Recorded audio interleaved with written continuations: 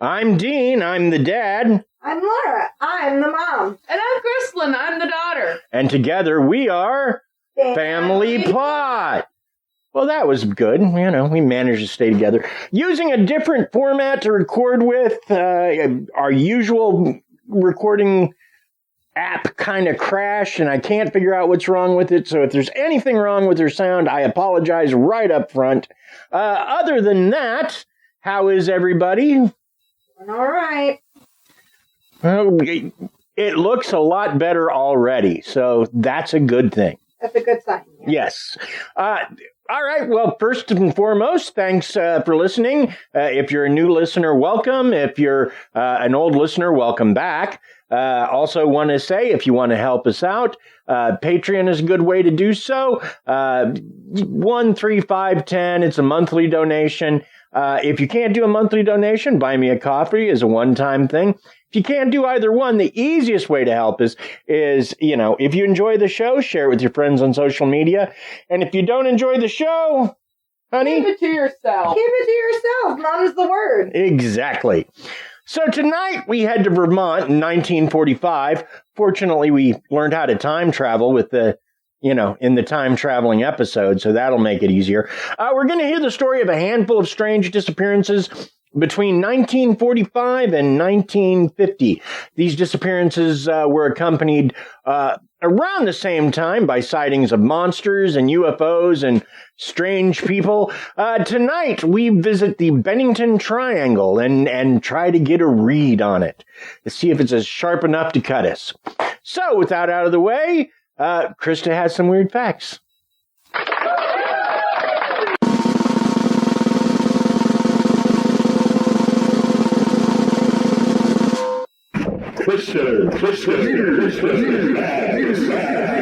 That was actually very delightful. I haven't heard the woo in a minute. Hello. Hello everybody. Welcome back to today's facts. Hope you missed them. We always miss your facts, silly. We don't want to miss them. That's why we're listening. Well, I was saying hope you missed them because I didn't get any facts in last week. That is true. You did not do facts last week. You are correct. Because I left early. How sad. Because those people were drunk and crazy. Yes. They were drunk. And crazy. And crazy. A little crazy. Mom was also a little crazy. I'm always a little crazy. Okay, so today's facts are about covered bridges to visit in Vermont. Yay, Vermont. Yay, Vermont. Vermont. Yay, vermouth. Wait, No. Oh, by the way, VT means Vermont, so you can just say Vermont when you see it. Huh. Uh-huh. Alright, so Woodstock Middle Covered Bridge. Woodstock, Vermont. Uh-huh. That's where it is. Uh-huh. The year it was built was 1969. So was that the same year as the music festival? I don't know. Possibly, I feel don't like know. I'm not maybe. good with dates. I guess I could do a search. As I do. The materials to build it were timber. The bridge length is 124 feet. And it does have pedestrian access. Ooh! I already read the first list off. Correct. not going to read the whole thing to it. But basically, it's a very beautiful place, and people should visit it when they get the money, because apparently Vermont is expensive, or Woodstock in general is expensive. Yes, Woodstock, the music festival, was in 1969. Cool. So they must have made the bridge around the same time. Yeah. Possible. I assume so. But yes, it's a very beautiful bridge, and people like visiting it for the scenery. And the best places, the best times to visit it, people say that the best times to visit it are during the winter season and peak middle season. Though I think it's all just opinion based. So depending on what you find more beautiful. What's peak middle season? Is that like a vacation season, or is that skiing season? That could be skiing season. Fall. Okay, fall. Yeah, okay. There you go. Peak fall foliage season. Because isn't Vermont where they go White Christmas? Yeah. Yeah, it is. You're right. Because they sing the song about snow, and it's about Vermont, and when they get there, there's no snow. Yep. Yes, and one of the state facts were that it's travel-worthy skiing in the state of Vermont. Oh, okay. Yeah. The next one is... Spell it. I'll help. So, Q-U-E, and then cheek. Queechy? Queechy, sounds about right. Could be worse. It could be Monchichi. The year this one was built was 1970, but it was reconstructed in 2012. The materials to build it was steel. The bridge length is 70 feet, and it has pedestrian access.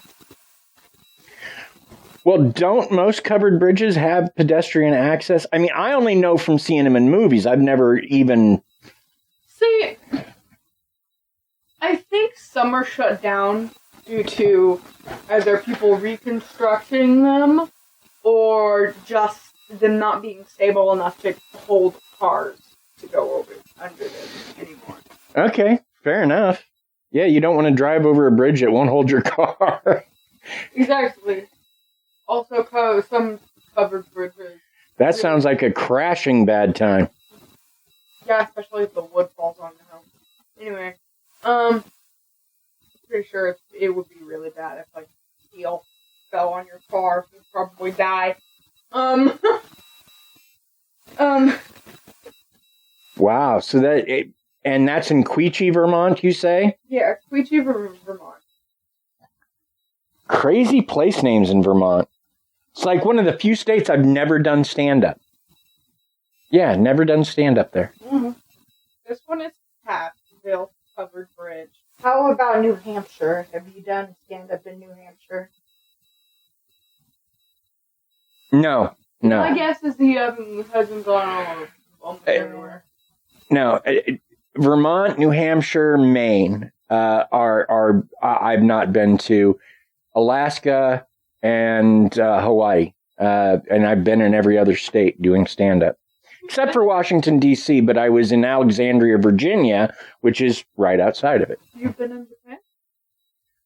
State, honey, not country. What country have you been in? The United States. Oh. I'm okay. I'm not very good with biology, and you know it. Biology? That'd be geography, my Krysta. And yeah, I've seen Canada, but I've never been in it. Well, that's something. I'm done. I'm tired. Well, you got 3 more facts. I know, Krysta, we're so horrible, we put upon you so much. I know. But I love you.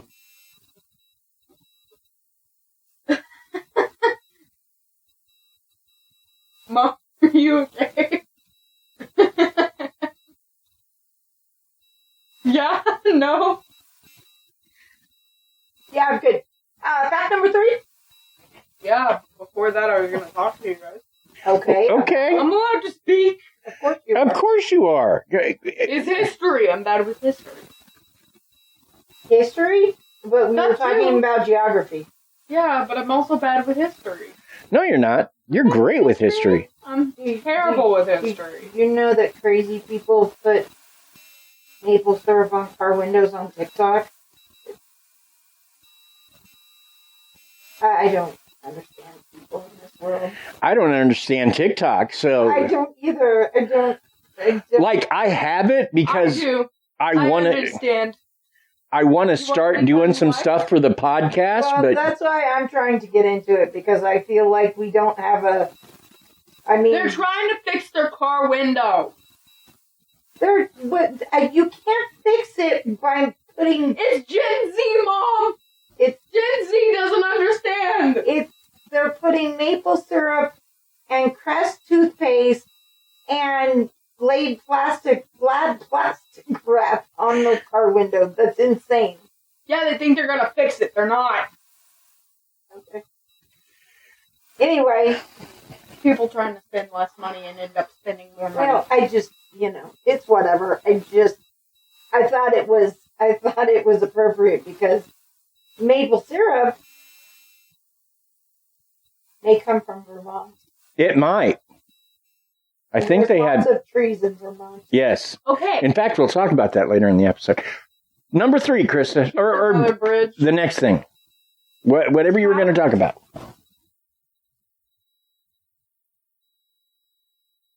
Tassville Covered Bridge, Tassville, Vermont. The year it was built was 1836. The materials it was made out of was timber. And the bridge length, longer than the first one, is 189 feet.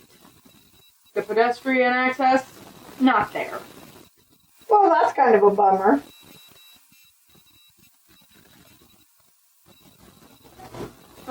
It is a bummer, but at least you get to see pictures of it. Oh, well, it's pretty. It is pretty. But it was built longer, like I said, it was built longer back, and people either don't have the money to reconstruct it, or they have closed it because of, nobody wanting to reconstruct it, or they just don't want somebody to die in a car crash. Yeah.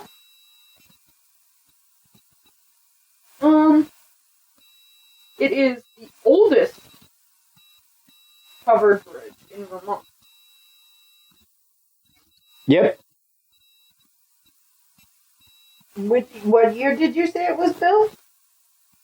This bridge was built in 1830. So they have to repair it a fair amount Mm-hmm.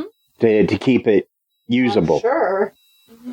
Because if I remember right, it's mostly made out of wood. One would assume. The next one is called the Millbrook Covered Bridge I see. in Hammondville. Hammondville, Vermont. The year it was built was unknown. The materials used to build it was timber. The bridge length is also unknown, and pedestrian access is unknown. There's not enough we know about this one, but, it's a very simplistic, kind of beautiful covered bridge in Vermont. Very nice. It's a private one. Oh, okay. That's cool.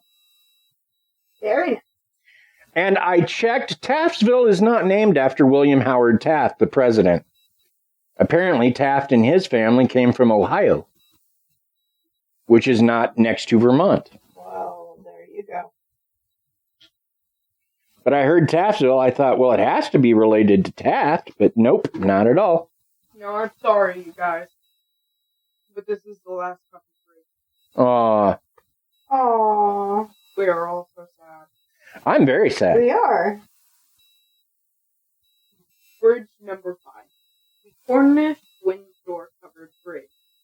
Cornish, New Hampshire? Yeah, well, could be. NH. New Hampshire.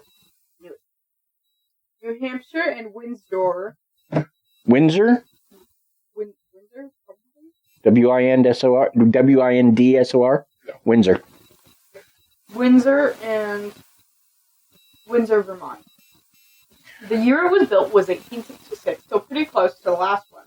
Yeah. The materials it is made out of is timber, and it does not have pedestrian access.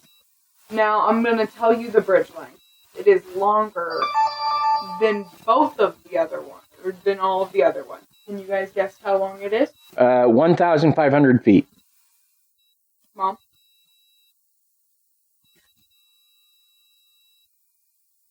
1,400 feet. It is 449 feet. That's not bad. That's sizable. I am glad it is not open to pedestrians, because pedestrians would die. It is over water. Right. Aren't all the bridges over water? It is, okay, no. Okay. But, this one is made out of timber. It is made over water, and I know why there is no pedestrian access, because it was made. So it's basically... Wood is bound to wither down at a certain point, and after 1866, it starts to slowly wear down. It is now 2022. Right. If somebody were to walk over that bridge, I'm pretty sure the whole thing would start to fall. Could be. I mean, I just figured that if it's still being used, then they're keeping it up. But, I mean, if it was made in 1866, it's probably pre-car. It was almost certainly pre-car. So it was made for horses and people. But these days, where, like, we don't get around by horses and walking anymore, cars would have to take it. But, I mean, it may just not be a usable bridge anymore. Maybe they're not keeping it up. It doesn't have any pedestrian access to it. You think if there's no pedestrians allowed on it, you know, there's no cars allowed on it either. Well, They're big hunks of metal. Humans can be very light to sort of heavy. Well, when they say no pedestrian, and I could be wrong, I was just assuming like it has a separate lane for people to walk on. Like there's the middle part where people can drive or, you know, whatever. And like if it was built in 1866, then it was also almost certainly built for horse traffic and people to walk on. But they wouldn't have distinguished it back then. It just would have been one bridge. They wouldn't have given people like a footpath or anything because they weren't thinking about cars when they built them. No, I'm pretty sure that it's like no access whatsoever. Well, it could be if they're not keeping it up. Absolutely. If, you know, if I feel like the Vermont is smart with what they have to say about things, and they, you know when to stop letting people walk over bridges that are almost 100 years old. Well, they certainly wouldn't want, you know, Bing Crosby or Danny Kaye to do it, so. Why would they let their people do it? I was still talking about White Christmas. I love that movie. Never watched Very it. good movie. You've never watched White Christmas? Nope. Oh, Krysta. And I don't plan on it. Oh, Krysta, you have to. Oh no. I'm gonna make her watch it now. Yeah, me too. No, not. We're going to put her in a chair. Not and yet. Tie her in a chair? Yeah. Can we tie her in a chair? No, we wouldn't tie her in a chair. I'm just playing. Me too. Although duct taping her into a chair would be funny to think about, not funny to actually do. Yeah, no, we wouldn't. Not funny to actually do. Okay. Well, that is the end of my facts. Wow. Those are some good facts. You've been killing it on facts lately. Yeah, you've been doing really good with facts. Well, I'd hope so, because I took a break, and I am tired. School has been a little bit stressful, and I will not lie, that winter break is sounding really good right now. I hear you there. All right. Well, let's get... By the way, thank you for your facts, Krysta. Didn't say thank you, but let's get into the Bennington Triangle. Okay, the area was chartered in 1761 by Vermont Governor Benning Wentworth. Now, basically what Benning did was he just looked at a map and he started making all these plots, right? This is going to be a town. This is going to be a town. This is going to be a town. Because he was he felt like he was in competition with New York, the state of New York. So he just started making towns. Didn't matter if there's people there or nothing. Just well, we made it first, so it's ours. And so he makes Bennington, Vermont, named it after himself. Bennington. And he also made South Glastenbury, which there's a mountain right near there called Glastenbury Mountain. So when he made a town in that area, he called it South Glastenbury. Now, he didn't really, when he was drawing out, he didn't look at terrain. He didn't look at what was in it, and Glastonbury South Glastonbury is mostly the side of a mountain. So as you can imagine, it was probably going to be difficult to settle. Now, it didn't get settled until 1800, and remember, he chartered it in 1761. It was settled slowly, mostly by lumberjacks. Mm-hmm. They built a few things. They built a lumberjack's bunkhouse in the area. They built a one-room schoolhouse just in case any of the people moving there had kids. Of course, there's a logging camp because there were lumberjacks, and several kilns for creating charcoal. Because back in the day, what they used to do was just take bits of trees, throw them in a kiln, and burn them. And when it burned down to blackness, that was charcoal.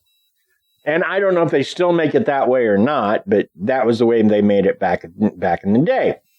No, it's probably just all fossil fuels now. Now, there was also a few homes, a meeting house where they held religious services, and a company store. And that was it. That's all that was in South Glastonbury in 1800. Now, the town grew slowly. Its fortunes rising with the timber industry and the charcoal industry. A train was built to get supplies up the mountain to South Glastonbury and to get the charcoal down the mountain. Well, yeah, because that was kind of that could be very dangerous to move the kind of stuff back then. Right. Well, they created this 9-mile railroad track that rose 250 feet per mile. So that's pretty steep. And depending on limited resources, though, proved problematic. Like I said, they settled it originally in 1800. Now, it had been plotted as a town in 1761. So it took a while. By 1894, the slopes of Glastonbury Mountain were cleared of any trees larger than a sapling, and with nothing else to produce, the town kind of had to reinvent itself because they couldn't do lumber anymore. All they had left were saplings. They couldn't make charcoal either unless they wanted to burn the saplings. And I guess even in the bad old days, they didn't they left the saplings to grow to the larger trees that they would want again one day. So, and mind you, at this point, all we're doing is we're looking at South Glastenbury because it's sort of the central area of this Bennington Triangle. It's where a lot of the high strangeness happens. So I just want to kind of examine the area and give everybody a feel for it. Now, let's take a moment for a word from our sponsors. It's just a word from our sponsors, Krysta. You don't have to react so strongly. I know. Wow. No, I leaned back on my chair and I popped my back into 4 different sections. Oh, that doesn't sound good. Okay, so let's take a moment for a word from our sponsors.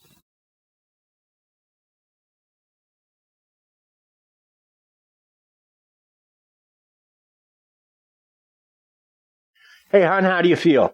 I feel sponsored. Yay! There you go. That's awesome. So,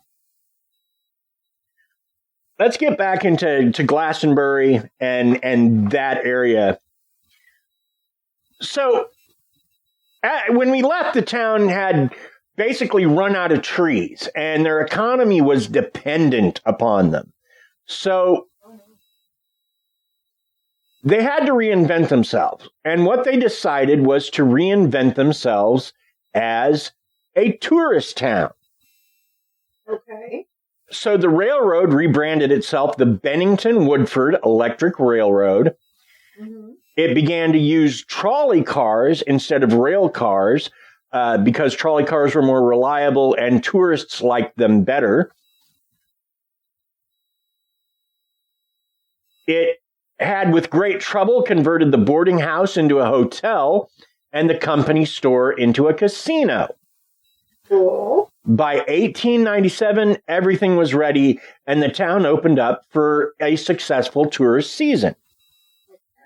However, without the trees, the area was prone to flooding and soil erosion, and before the next season, a massive flood wiped out the railroad tracks, and the town was doomed. By 1937, both Glastenbury and nearby Fayetteville were stripped of their township status by an act of the General Assembly in 1937. Mm. So let's go back a little bit. Now, the local American Indians feared the land on Glastenbury Mountain, or at least they didn't like it. They either feared it was... Huh? They avoided it.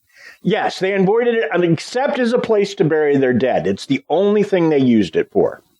So it was good enough to bury their dead, but they didn't want to do anything else with it. I see. And they also told some strange stories. For example, somewhere up on Glastenbury Mountain, according to the American Indians, is a stone that would swallow trespassers whole. A stone? Yeah, like if you step on it, a big hole would open, you'd fall in, and it would close up, and you'd never be seen again. Further, according to local hunters, they claim that crosswinds on the mountain make it very easy to get lost on Glastenbury Mountain. Okay. So, and it didn't do too well hosting a town. We've seen that. The town failed pretty spectacularly. Well, yeah, because, they took away the trees and then bad things happened. Now, in 1867, a wild man is sighted. And when I say a wild man, when I was looking this up, I thought, oh, Bigfoot, cool, he makes an appearance. No, it's not Bigfoot. Not Bigfoot at all. When we say a wild man, it's an actual man, but he's misbehaving wildly. He'd come down from wherever he was holed up in the mountain and expose himself to the women of Glastenbury and Bennington. Okay. So, yeah. Like expose himself. Like expose himself. Okay, so he's a pervert. So he flashed people. Yes. Delightful. He showed them his Mr. Happy, whether they wanted to see it or not. Well, that's not okay. Now, 25 years later, in 1892, mill worker Henry Dowell murdered John Crawley by bashing him on the head with a rock or a chunk of wood. We don't know which. By the time Dowell was caught, several hundred miles away, he confessed the murder, claiming that voices told him to do it and he couldn't resist them. He was committed to the Vermont State Asylum, where he remained till some years later when he hit on a train that brought coal to the asylum. He was never seen again. They locked him up for being kooky.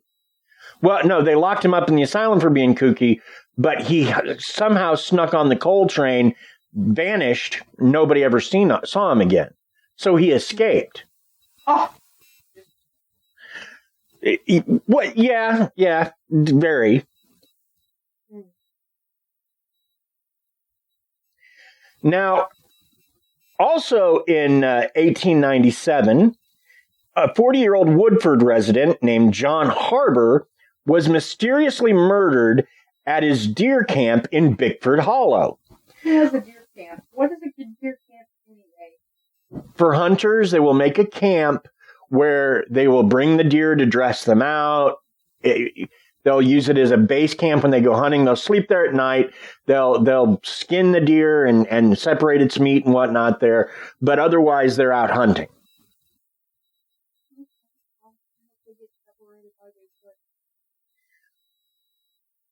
Well, they said about... folks near his camp heard a rifle shot and then heard Harbor's voice claiming, "I've been shot." They said about searching for him, but did not find him until 11 a.m. the next morning.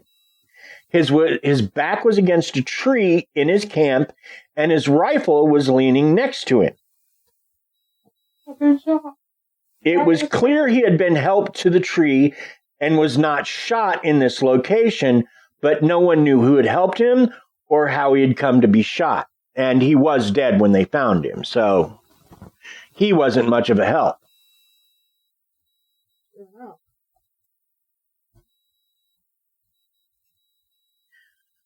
Well,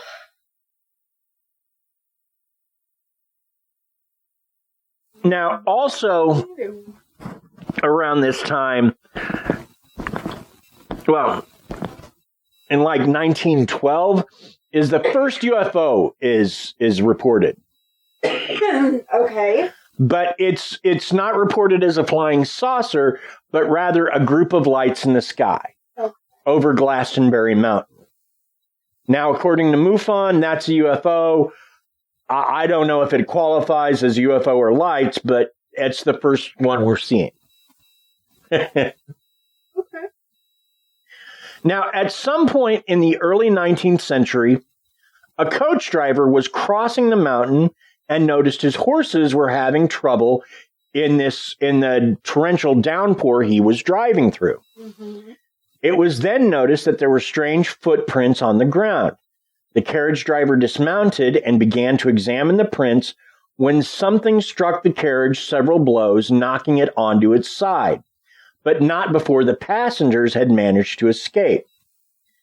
The creature that they saw, they described as being 8 feet tall or thereabouts, hairy and smelly.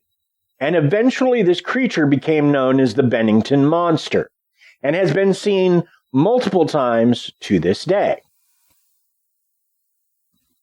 Well, that's something. At least it's not a guy exposing himself. Well, I mean, probably not. Unless, okay, that's way out there. I'm not going to say that. What? My brain just went, well, I guess it could be a guy exposing himself if he got bit on himself and it just kind of grew astronomically and took off on its own. But that's even farther fetched than a monster. So let's talk about the disappearances. it was so bad he just skimmed right over it and kept right on rolling. Did you see that? Well, no, I just didn't have a response to it because there was nothing I could say that wasn't going to be not PG-13. Oh my God. And so I decided to just let it go. Gotcha. So there's nothing PG-13. Well, maybe, but there's nothing in my brain right now to say about it that is PG-13. So I just let it go. Okay. Okay, let it go forever now until the end of the podcast. So let's talk about the disappearance. Disappearances, I should say. The first disappearance was 74-year-old Mitty Rivers. Now, Mitty was a native of the area and worked as a hunting and fishing guide. Mm-hmm. Because of his job, he was completely familiar with the woods, obviously. One day, Rivers led 4 hunters up onto the mountain. Things were going fine until their trek back to camp. Rivers got a bit ahead of the group and vanished completely. Now, the hunters he was leading just expected that he had somehow gotten to camp faster than they did, so they just went on to camp expecting to catch up to him there. But when he wasn't there, they began to panic. Well, yeah, I mean, that would freak you out for sure. So they reported that he turned up missing. Police and a group of volunteers combed the area for hours. No luck. Babe, you have to cough. I mean, even if I didn't talk over it and I cut it out, coughing happens. It's okay. I love you. But Rivers was an experienced woodsman, so they were fairly confident they would find him in no time. But search attempts continued for over a month and no trace was ever found. Now, local lore has it that Rivers disappeared near Bigfoot Hollow, the same place John Harbour was murdered years earlier. Now, the next person to vanish is the most infamous of all the Bennington Triangle disappearances. The case most talked about. On December 1st, 1946, 18-year-old Paula Weldon decided to take a hike on what they call the Long Trail. Mm-hmm. She left her dorm at Bennington College and walked into the woods. She was easy to spot because of her bright red coat. Plenty of people saw her that day, including on the Long Trail itself. But Monday came and Paula didn't show up for her classes. The college called the sheriff's department. 400 students and faculty assembled to help look for their missing classmate. A massive search party of 1,000 people, bloodhounds, helicopters, and even a clairvoyant combed the area diligently for weeks. A $5,000 reward was even offered. But on December 22nd, all efforts came to an end. There was no body, no clothes, no evidence, nothing. The quality of Paula Weldon's search party was met with scrutiny, and because of this, it led to the formation of the Vermont State Police. Basically, at that point, they didn't exist, and people were like, well, there's a bunch of college students and volunteers for the most part, so people weren't happy that, Sure. Makes sense.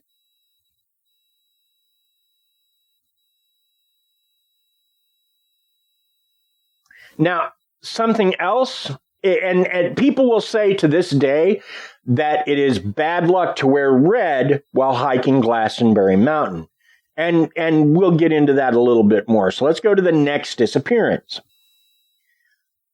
Third person to disappear was on Columbus Day in 1950.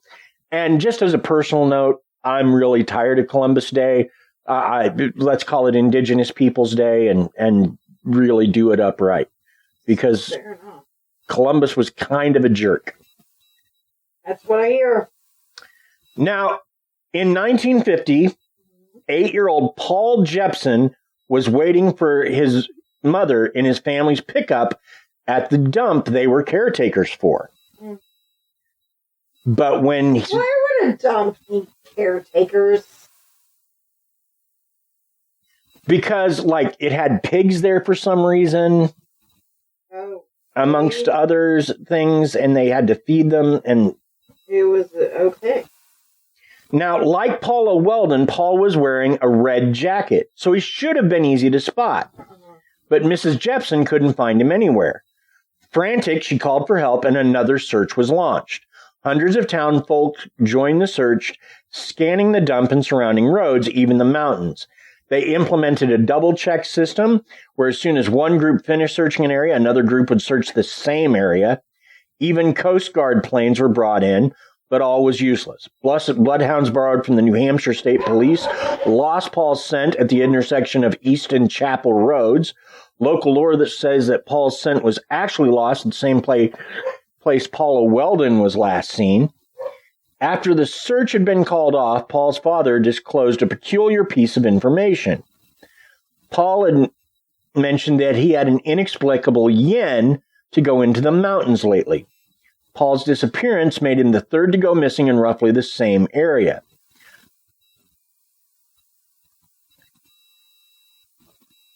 Okay, so just, were they saying that this child said that they had a yin to go somewhere? Because I kind of feel like that's not really how a child talks? A word that an 8-year-old is going to use. No, yeah, that's what his dad said, was that he had a yen to go into the mountains.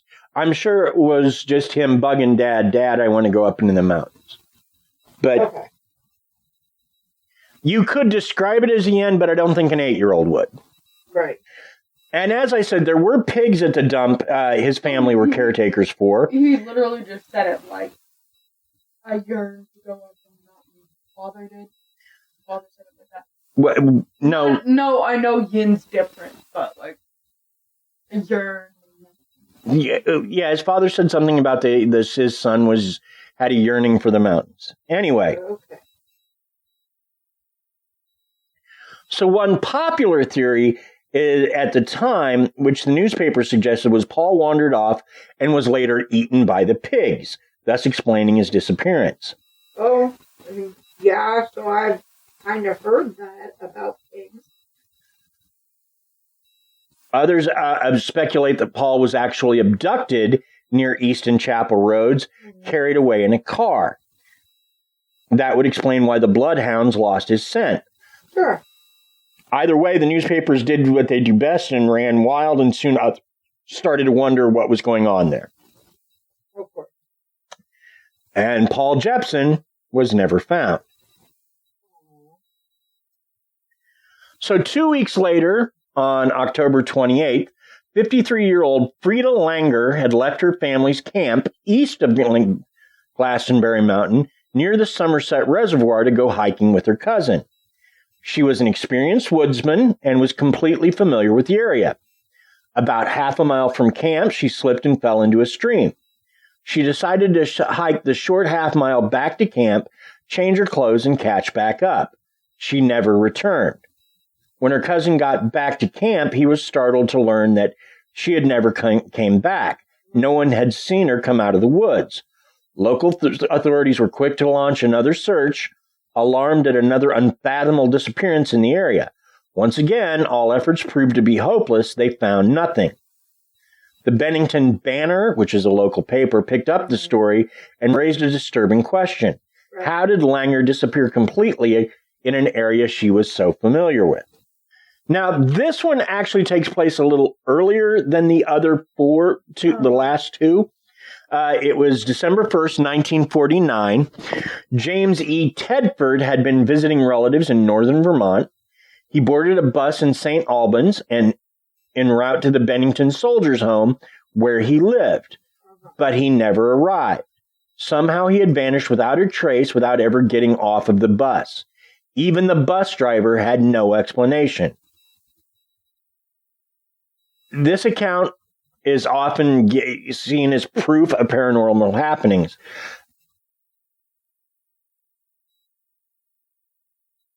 But it's hard to say because he wasn't actually reported missing until a week later. So at that point, nobody is being interviewed freshly. It's all from memory.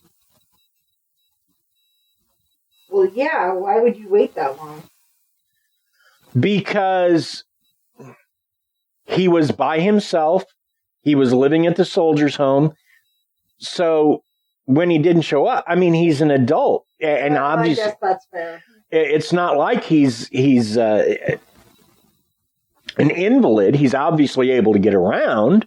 Right. So, maybe they just thought he stayed. But, after a week, that's when they started searching because at that point they knew he wasn't where he was supposed to be. Yeah. And that's the problem when adults go missing. Yeah. Children tend to be a little bit better because if our Krysta goes missing, the latest she can go missing is about 4:30. Right. And if she's not home by then, or I haven't heard from her by then, or you haven't heard from her by then we panic and we're going to know. So, unless she missed her bus or something, we got a good shot. Well, if I missed my bus, though, the first thing I would be doing, because I know if I leave you guys alone if she leaves us alone, like, we can't be trusted on our own. I meant not in that way, Mom. I know, but I thought it was funny. I meant if I were to miss my bus, if I left y'all alone without, letting you know that I accidentally missed the bus, you guys would be like, oh my god, where is she? Fair enough. If the bus is left, I would message you. Uh-huh. But by the same token, if you get if you're working on site and you get off at 4:30 and you're not home until 6, yeah, I'll call you at that point. But I'm not super worried at that point because maybe you stopped and got gas. Maybe you decided you wanted something to eat. Maybe you decided to pick up dinner. With an adult, there's a little more, well, maybe, than with a kid. Sure. Now, this one also is counted, but it's fairly earlier. On November 11, 1943, 37-year-old Carl Herrick went missing in the woods of West Townsend, about 10 miles from Glastenbury. The search for Carl lasted 3 days without finding a trace, but towards dusk on the third day, Henry stumbled upon Carl's body. He was laying on the ground in the woods, motionless, his loaded rifle leaning against a tree 70 feet away. They found what they reported as huge bear tracks around Carl's body, but the official post-mortem was baffling. Carl was reportedly squeezed to death. His lungs were found to have been punctured by his own ribs. Weird. Yeah. The bear sat on him. The bear sat on him. The bear was trying to scratch his back on the tree, and he was in the way. Well, it's a possibility. So those are the disappearances that are, and mind you, through all that time and to this very day, there are still lights and strange UFOs seen in the area. It's MUFON has dozens of reports, and that's where I had to go because otherwise it just says lots of UFO sightings here. And then you go, okay, what were they? And nobody has any information. Well, MUFON has about a good dozen or so that I was able to find near Bennington that are in this area. Sure. So since 1950, whatever force was causing people to go missing doesn't seem to be a thing anymore because nobody has gone missing since that time. That's kind of a good thing, though. Yes, it does. So, Yes, it does. yeah, it is. It's a good thing. Yes, it does. It does seem to be a good thing. That's what he was. So, and the Bennington Triangle has been the subject of 3 different books, 2 by the same guy. And here's the thing. It's fascinating to me that these people are missing. And there's lots of neat little dovetails, like the guy going missing near Bigfoot Hollow, which is where the other guy was shot. And even like the guy getting shot, he's left sitting by the tree, like someone tried to help him and then just was like, oh, he's dead. Right. and left, which I guess is a thing that can happen, but Sure. But yeah, that's. And the Bennington monster, aka Bigfoot, is also still sighted quite a bit in the area. Well, sure. So that is what we have. So either one of you want to go with your final thoughts first? I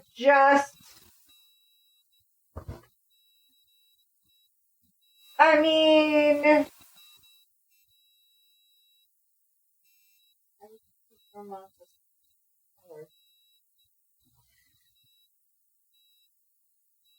Honestly, Wait.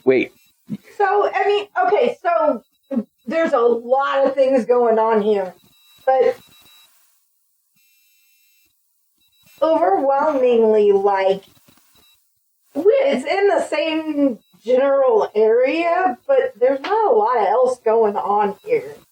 it feels like Some kind of bear came up and ate people, or mountain lions, or people drowned in the rivers. I mean, it's a very forested, mountained, just... Listen, I feel like this is something that Florida would pull. What? I feel like this is something people from Florida would pull. This feels like a Florida joke to me. I don't know why. What do you have against Florida? Nothing, but the craziest people can be there. Hey, we have some people in Florida. Yes, but the people from Florida can confirm that there are some of the craziest crackheads in Florida. Did you say crackheads? Yes, She did say crackheads. On our podcast? Yeah. Yeah, and to be fair, the people we know in Florida, well, some of the people we know in Florida are crazy, are out of their mind. Yeah. Well, you know. But to be fair, this whole subject about Vermont really confuses me for no reason. I'm not sure what the main subject is supposed to be here, other than people are insane and need to get off drugs. That's it. Well, the idea is that something. And maybe the exposing dude, maybe he just drank too much moonshine. Yeah, exactly. Because I think that's a Vermont thing. I think moonshine is definitely a Vermont thing. Man's got way too drunk. Man's is homeless. Man's showing. Man's just woohoo, woohoo, woohoo, woohoo. I don't know. What's your final thoughts, sir? My final thoughts are. This all is, other than the UFOs and the monster, the Bigfoot, this all wrapped up inside of 5 years. This feels like a lot of bogus. I don't know. I don't know that it's bogus, but if it was still happening, then maybe we got something. But for 5 years, unless you're going to try to sell me that there's a curse, and like the person who cursed the place got what he wanted 5 years later, I kind of can't go with it. There's just not, I mean... Oh, by the way, listeners from Florida, I was not trying to judge you guys in any way possible, but you know who I'm talking about. I do. So, okay. I guess this is the way it works out to me. You've got these disappearances of these people that were, for the most part, alone. Right. On an area that that is regrowing trees. So it's kind of a scrub area. Yeah. And you know, it's easy to get off the trail in a place like that. It's easy. I mean, plus, why do you leave the kid in the car for an hour while you go and check the dump you're the caretaker of? And even if his family was, why didn't you take him with you? Or at least, okay, you go play in this like little pit area here where the pigs can't get you, and I can see you while I do what I do. Yeah. It just... I don't know enough about the disappearances to be able to, the sources I gave you, the information, that's all there is. And so it just seems like in from 1945 to 1950, people didn't know how to hike worth a crap in this area. Yeah, and they just they got lost or swallowed, eaten by bears, sat on by bears, sat on by bears. And I mean, there is certainly some weird stuff, like the guy whose lungs were punctured by his own ribs. He, being squeezed to death is a weird thing. Like, if a bear is going to squeeze you to death, it's usually going to take a bite or two. Right. Well, but my thing is, if people do what guides tell them to do on the internet, it's literally just lay on the floor. This man might have not known how to defend himself from a bear, and the bear saw him lying on the ground and was just like, is dead, and sat on him while scratching his back on the tree. Right. Like I said, there's some interesting weirdness there, but at the end of the day, there's just not enough of it for me to think that this is a thing. Right. Exactly. I could understand if there are some of those stories were real in Vermont, but right. Some of them are just, I feel like Vermont is very bored and they want more people to, they want people to care. I just think it's, this place, it's not a city anymore for the most part. It's all around South Glastenbury or near it. Mm-hmm. It's a mountain that was, logged to death. And, soil erosion and flooding. Right. Two things that can cause you to go missing in a hurry. Absolutely. If you're walking up a mountain and the soil under your feet goes voodoo-doom and you go... you're done. Yeah. So I guess the thing for me is that I would almost wish I knew more about the Bennington Monster and the UFOs, because those at least are to some extent unexplainable to me. Whereas this everything else is just kind of, Yeah. I mean, and I guess the most chilling thing I would have to say about this is, if the Native Americans didn't use it and didn't want to use it, maybe you should listen. Sure.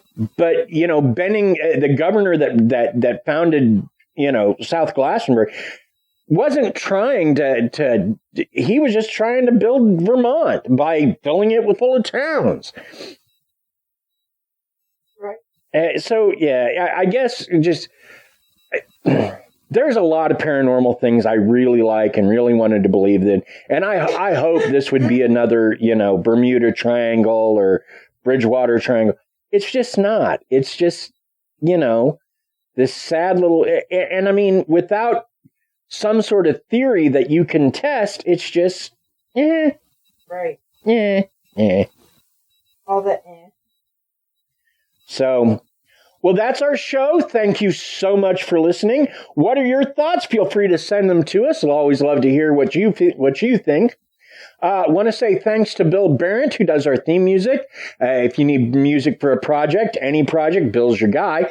Reach out to him at Bill Barrett, BEHRENDT, at sbcglobal.net. He'll be happy to help you. Thanks to Paige Elmore of Reverie True Crime, who helped with our logo art, along with our own beautiful Krysta. Thank you, Paige. Also want to say thanks to Aaron Gnurk of the Big Dumb Fun Show, who continues to help promote us. I didn't say my thank you page. We'll say it. Thank you page. There you go. And as I was saying, thanks to Aaron Gnurk of the Big Dumb Fun Show, who continues to promote us locally. Thank you, Aaron. Join us next week as we go history and maybe a little true crime for our investigation into the Nuwaubian Nation cult. Ooh. Bye. Bye. Bye.